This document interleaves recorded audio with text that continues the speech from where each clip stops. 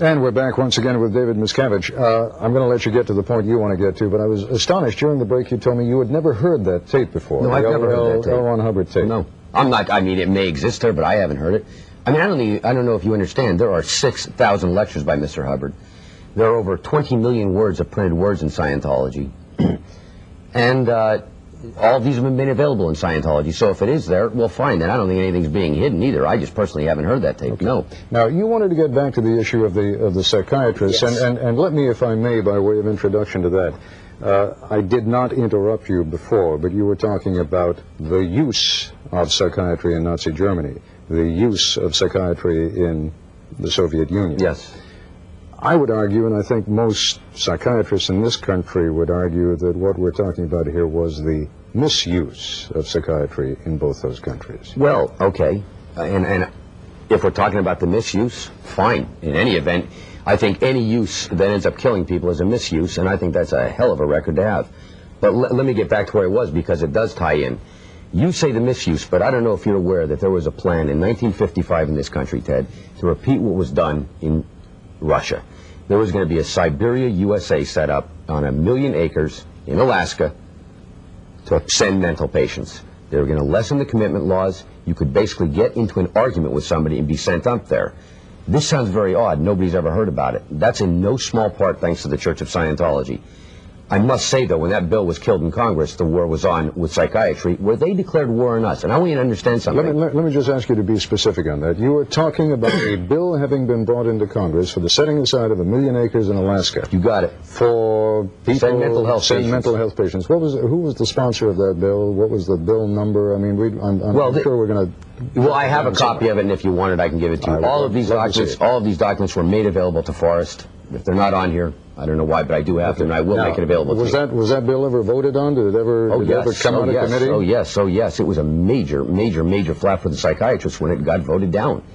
Because then the slogan around the country began Siberia, USA, and it was really the first time that psychiatry had been denigrated publicly, that they weren't the science that they had been promoting themselves to be.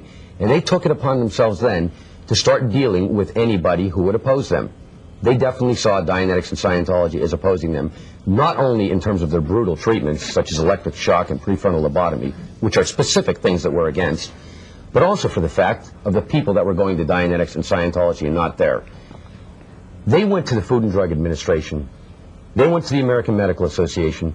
They arranged an informant to go into our headquarters here in Washington, D.C., and infiltrate the organization over the next 5 years. I have documents on this, too. They wanted to get somebody in the church to recommend medical treatment. Couldn't get them to do it. Walk in and say, I want to be cured medically. People wouldn't do it. They finally went so far as getting the head of the D.C. the moral department of the D.C. police to send his daughter in as an informant, pregnant, to get an abortion, to ask the church to do it. A frame job. The church didn't go for it. They did then raid the church. When you say they, you're talking about who now? I'm talking, this is the APA, AMA, Food and Drug Administration. These people were all coordinated doing these activities, and it went on for 5 years, Ted. And you have to understand, we only find this out recently. They then proceed to raid our church. Now, the following takes place. They killed one of our executive directors. They literally murdered. The Food and Drug Administration hired an informant to go into our organization in Seattle, Washington. His wife was there. He wasn't for Scientology. She was. They said, great, report on her and report on Scientology. He proceeded to do so. Several weeks later, murdered the head of our organization. Food and Drug Administration never told us that it was their informant. Instead, they got with with the Seattle police and went undercover in the organization on the homicide investigation to rifle our files.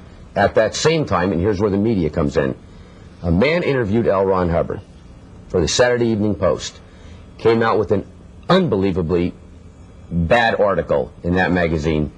Of course, Scientology said, you're part of this Food and Drug Administration thing, and of course he said, oh, excuse me, you just sound like the Fringe, which is very easy to say. What do I find out 20 years later through the Freedom of Information Act?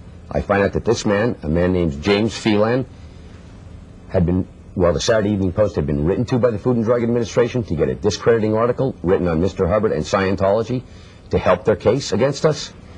That this man then went and interviewed Mr. Hubbard. He interviewed him for 2 days. Mr. Hubbard provided him with tapes and transcripts.